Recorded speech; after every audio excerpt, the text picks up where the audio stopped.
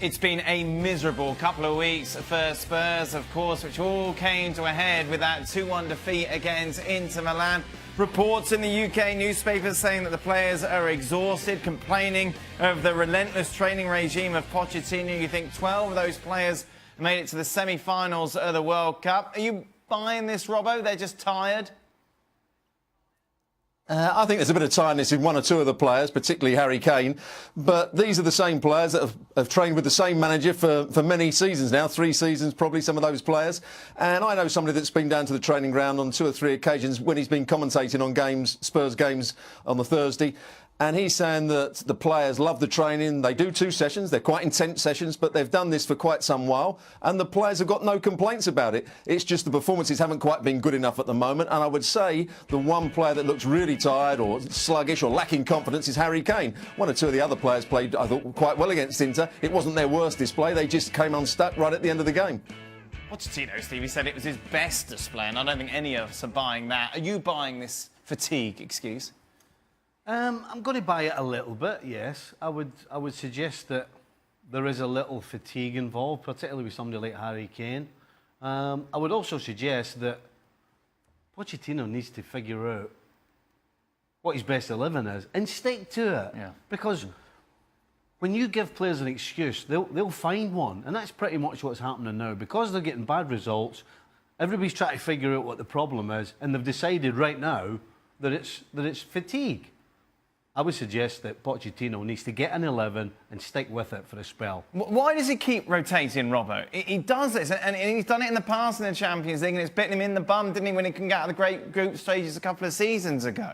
He just doesn't seem to be able to help himself. Well, it wasn't just the Champions League. Against Liverpool, he started with a different system. He changed the system at half-time. Dyer continually changed from being a right-sided centre-half to being a midfield player. He then changed again, and he played with 3 up front rather than the 2 up front, which he started with.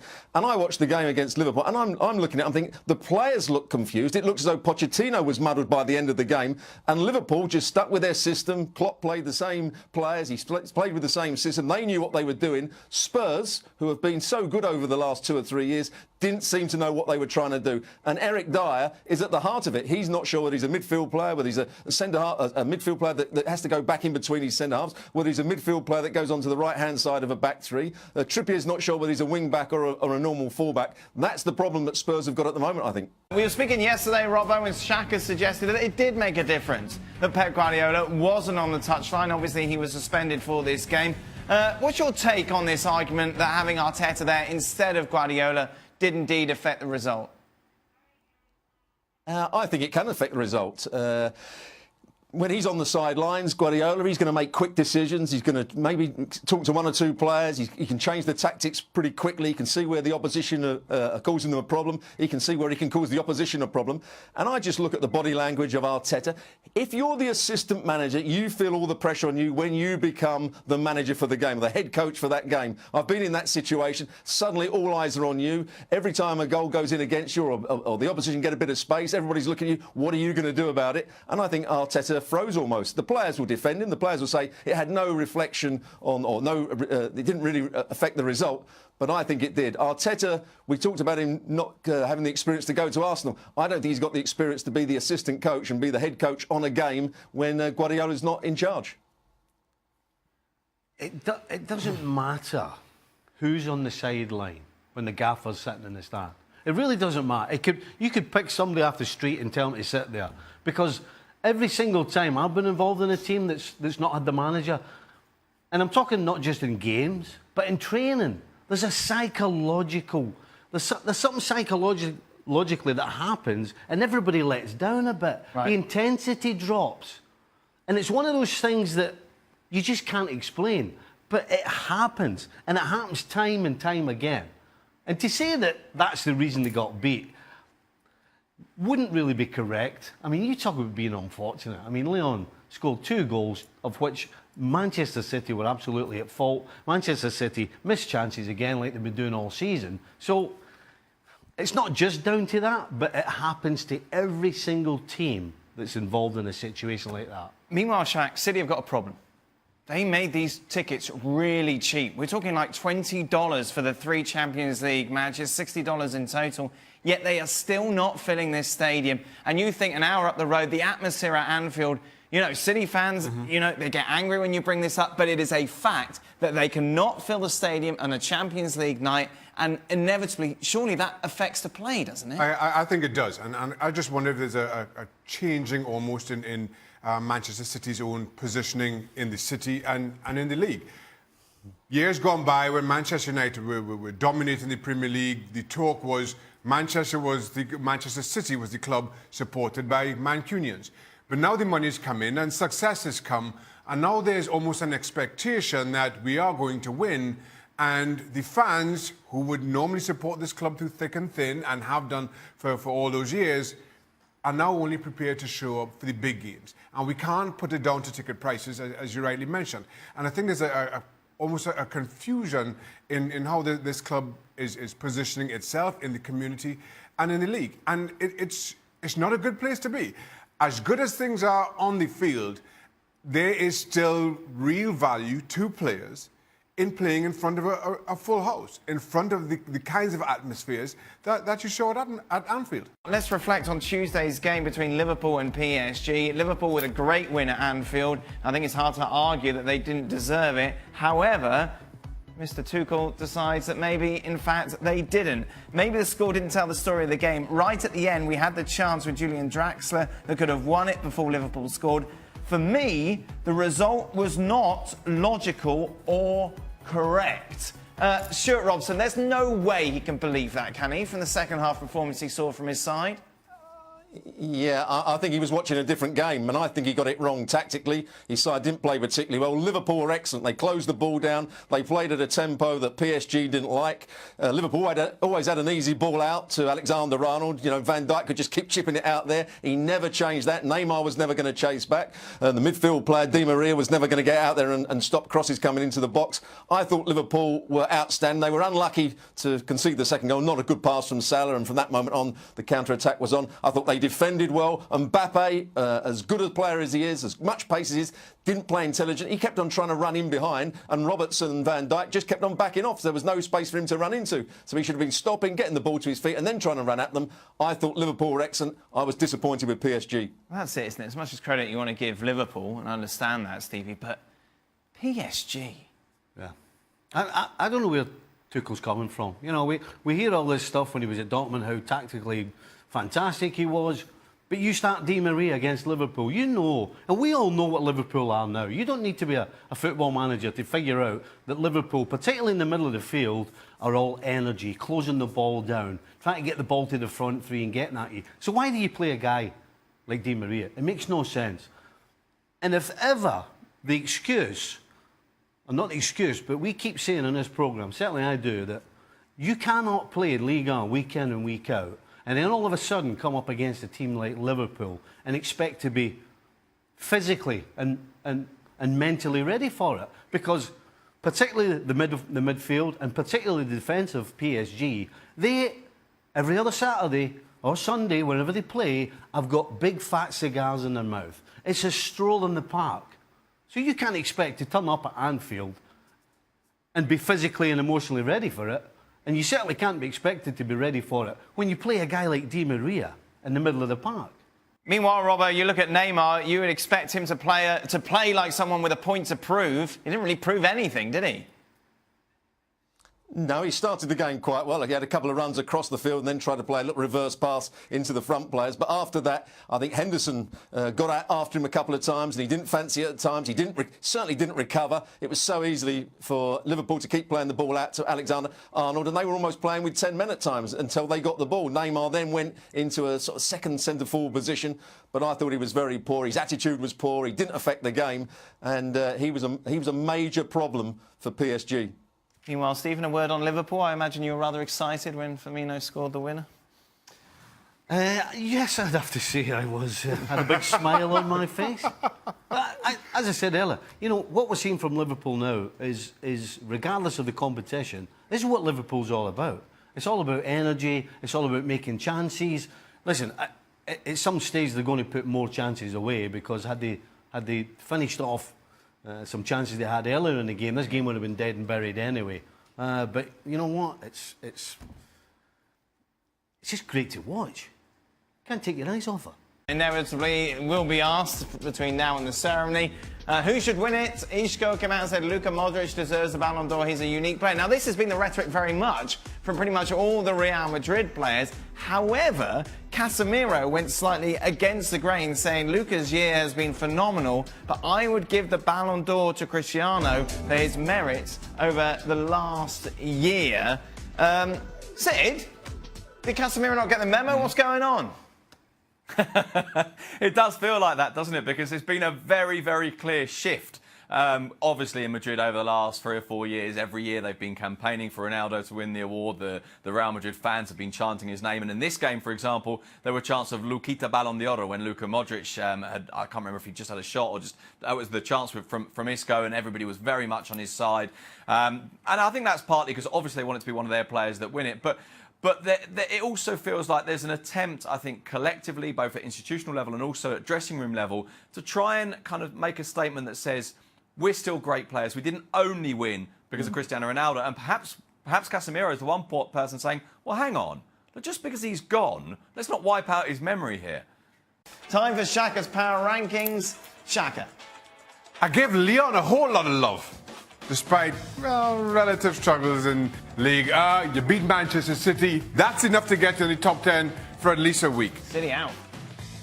I punished PSG for a dour showing. Dortmund are in. Galatasaray, who've gotten up to a good start domestically and in Europe. And then the rest as you'd fully expect. There's no argument with that. For the first time in history, there is no comment from Thomas or Nickel. I'm trying to find something wrong with it. I think chucking Manchester City completely out of the top 10 is harsh, isn't it? Galatasaray. They're top in Turkey. One. Hold on a second. What has top in Turkey ever done with the Well, they started their season top of the league, won their Champions League Should game. have chucked PSG out just for being rubbish. Thank you very much. Shaka and Stevie, put your arms down. Hello, welcome to Extra Time, everybody. What are you up to? Hi, Doing welcome. Bruce Forsyth. Oh, were you? Aye. That's nice. Really focusing on our demographic there. What? No one knows who Bruce Forsyth is. You do? Yes. Oh, you said nobody knows. You do. Well, out there. Makes 2 of us already. Out there. Where? Out there. Out there. Out where? Sid will know. Outside the building. Sid, you know Bruce Forsyth. Yeah, nice to see you. To see you, Tell you nice. what, we've come a long way. We've come a long way from 10 seconds ago when you went, nobody will know who that is. There's 3 of us straight away. Jack. 4. Oh, that's it. All right, I'm completely wrong. Everybody knows him. I apologise, Steve Nicol. Welcome back for your holiday as well. Where did you go? Anywhere nice? Holiday. I went babysitting. Oh, lovely. Babysat in Where's that? Philadelphia. It was fantastic. Where's No, this? I know. Everybody out there knows that. I was babysitting for my son and his wife, Oh, the baby. What a lovely what granddad. a 6 lovely days. thing to do. And he did it for free as well. You did that for free? Oh, of course it It probably cost you a little bit. Can I bring my kids round sometime? We can bring her out to my house, as long as I don't have to go to yours. What was Stevie's reaction to Firmino's winner against PSG? I'm sure you can imagine. I was rather happy. Off? Did you get off the Oh, couch? aye, absolutely. You beauty, Yes, punching. yes, Yes. all of I that. think it's a good idea. Would we hear that day? With the The Liverpool game. It wasn't working though. Yeah, it's a good well, idea. He was on PSG holiday. game. You You're still on holiday. I was babysitting. Last time you You were were here. at work, were you? Last Sitting time in you a were house here. for 5 days can hardly be called a holiday. Well, it's your choice. You had time off. It's a holiday. I didn't have a choice. Who told you to have? My wife told me I was going where. Who told you to have grandkids? Hey. Who told you to have grandkids? Hey. Wow. I said I wasn't going, so we compromised. So I went.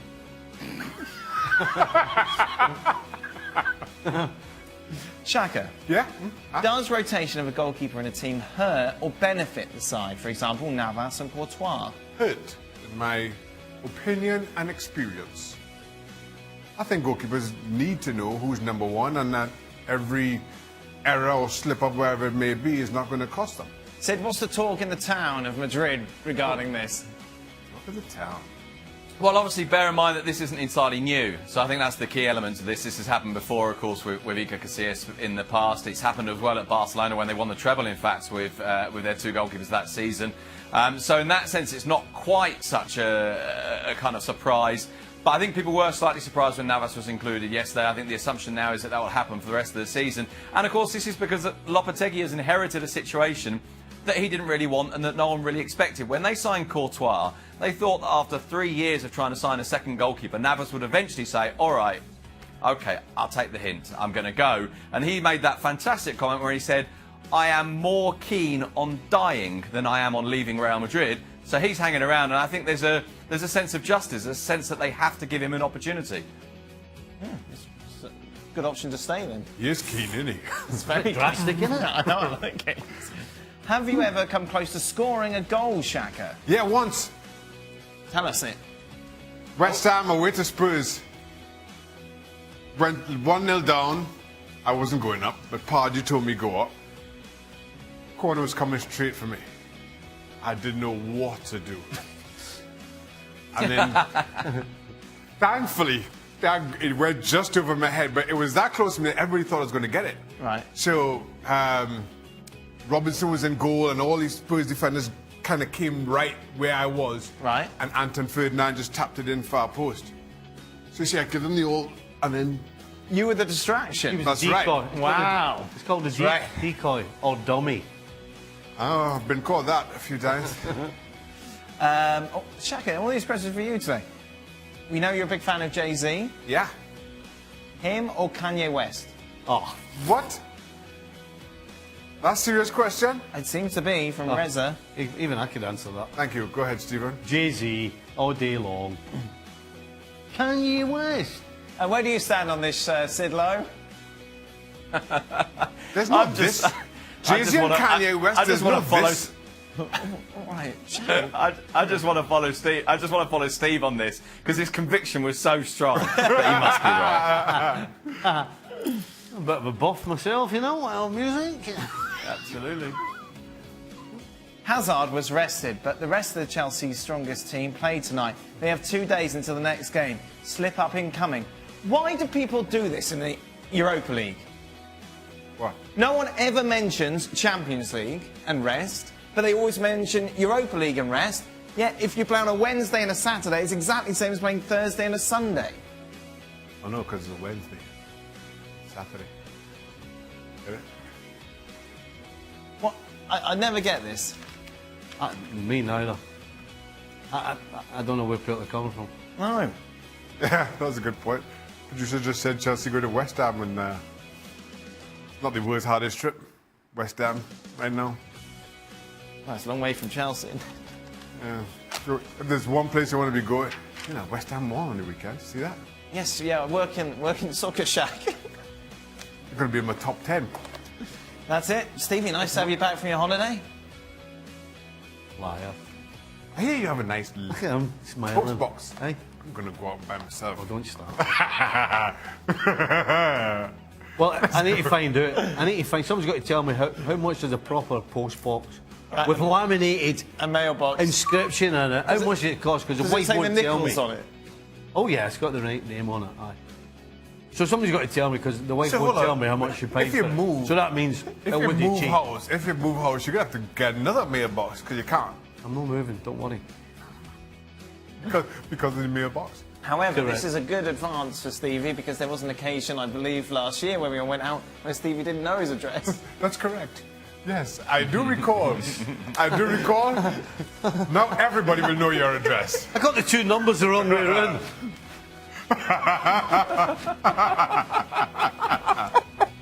Yeah. I knew the numbers said, I just got them the wrong way around.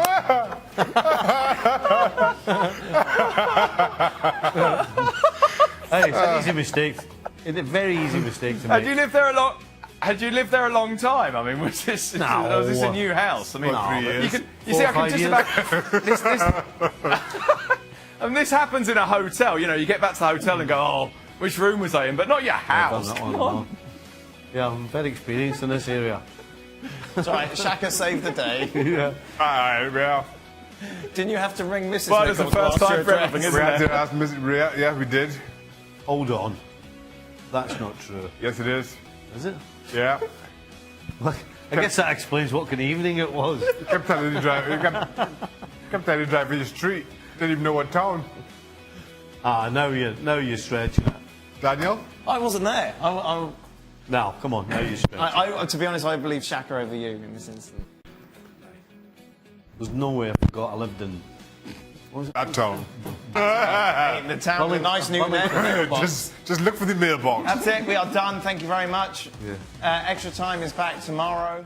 Everyone's talking about Cristiano Ronaldo's red card in Juventus's game against Valencia in the Champions League. So Stevie Nicol is in. But Stevie, let's take it from a different angle, because our good friend and colleague Mark Ogden has written an article saying Ronaldo only has himself to blame. This is what he says. Maybe this is a timely lesson for him. He's still a game changer and ruthless finisher, but he can't do what he did at 25. And if he just accepts that and remodels his game accordingly and cut out the petulance, then that is what will cost him dearly. What do you think, Stevie?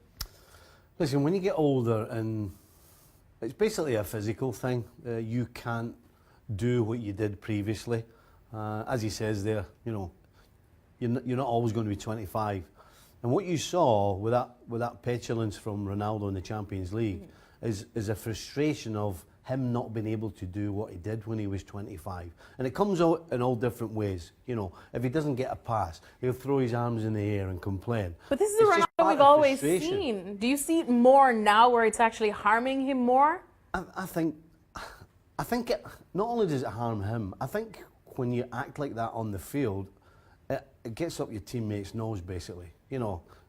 The first words out of your mouth are, who does he think he is? Now, everybody in his team knows how great he is, and the fact that he's in their team means they will do well, but it still irks at you. So he has to overcome that frustration and realise what he can do and stick to that. Well, he says if he changes his game accordingly, if you could advise the Cristiano Ronaldo, how should he change his game? Because his game is what makes him Cristiano Ronaldo. The passion, the so-called petulance, and these kind of fits that we see are what make Cristiano Ronaldo. It's accepting that what you can do. I keep talking about what you can and can't do. It's accepting what you can do more than anything. And he has to accept that what he can do now is be in and around that final third and get in the box and put the ball in the back of the net. And as soon as he accepts that's what his role is going to be, then he'll calm down. The frustration will go, and he'll understand that it's not about going wide and doing scissors and going past defenders, because he can't do that anymore the way he used to. As soon as he accepts what his role is, and I believe his role is through the middle now, he has to be the goal scorer who's at the point of everything. And if he can accept that, then we'll see a different Ronaldo. We'll see a Ronaldo who will not get so frustrated and won't inevitably end up getting sent off the way he did the other night. All right, thanks so much. Take it from someone who's been there and done that, Stevie. Didn't you have to accept things at some point? It is. It's very difficult, and you're the last person to notice that you're on the wane. That's the tough part. And that is definitely clearly the tough part for Cristiano Ronaldo. Well, we'll continue tracking this story here at ESPN FC. Stevie Nicol is my challenger this weekend as we tackle Serie A Predictus, Stevie. Okay. Let's start off with Sampdoria, Inter Milan. I'm going to go for a Sampdoria win. They made a great start. I think Inter will have a bit of an emotional letdown from the Champions League during the week. I'm going to go for a Sampdoria win. You see, I keep putting all my eggs in the Inter basket. I have been somewhat disappointed, not in the Champions League. Sampdoria with a 5-0 win last weekend. So I'm going to go for a draw in this one because they're at home. But I still expect something from Inter. Napoli travelling to Torino. Has to be Napoli. Particularly after the disappointment during the week with the Champions League. They'll be champing at the bit to get back after it. So I think Torino just don't have enough. Napoli are going to be the victors. And who am I to argue with you, Stevie Nicol? I'm going with Carlo Ancelotti and his men in this one too. Bologna against Roma. I am going to reluctantly say Roma wins this game because they're not giving us much to work with. They're so disappointing this season, not just in Serie A but in the Champions League as well. But I just think they've got too much for Bologna, who are pretty average. It's about time. Come on, Roma, I'm going to go for you this time. I'm going to go for Roma as well, just because I'm hoping something finally does click for them too. AC Milan, Atalanta. Yeah, not much between these two teams. Pretty close in the standings as well. I think the deciding factor is going to be AC Milan at home at San Siro. So AC Milan it is over Atlanta. I'm going to go with AC Milan as well, purely for that fact, like you said, they will be at home in this one. Frosinone, who got absolutely spanked by Sampdoria in that match last weekend, up against Juventus. Doesn't get any easier. Well, Ronaldo will be back on the field, and he will be an angry man. And I think we can see Frosinone paying for that, what happened to Ronaldo during the week. So, no question, this has to be a UE victory. I can't believe I went for a draw for Juventus last weekend. They definitely proved me wrong. Cristiano Ronaldo proved me right. And I think that he will continue to do that this weekend. Thanks so much to Stevie Nicol. Continue tracking the Serie A here at ESPN FC. Stevie Nichol's back after some much-needed time off.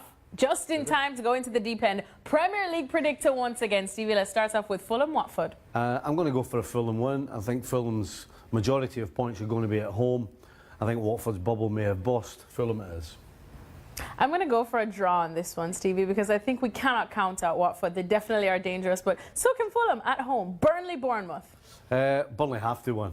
I'm sure they're glad it's Bournemouth. Questionable away from home, in my opinion. I'm going for a home victory at last. I will go for a home victory as well for Burnley, just because I do like seeing them do well. Cardiff City, Man City, is there any case you can make for them? No, you can't. Neither can I. Sorry, Cardiff. Sorry, Cardiff. It's really just how many are City going to score in this one. Crystal Palace at home against Newcastle. Yeah, I think Crystal Palace will just have too much for Newcastle.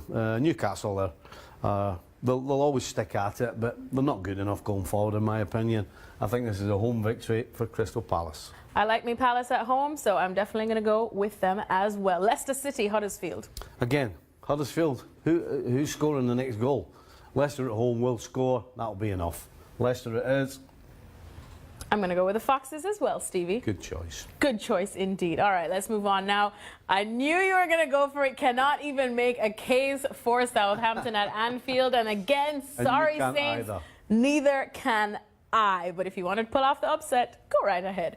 Manchester United, Wolves. I think this will be the best game of the weekend.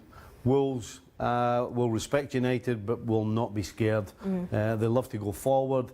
They can upset United, but I think this is going to be a draw. A draw, Stevie. Well, I'm going to go for a win for the Red Devils. I think there's a bit more momentum there now after the last two results, so I'm going to go with them.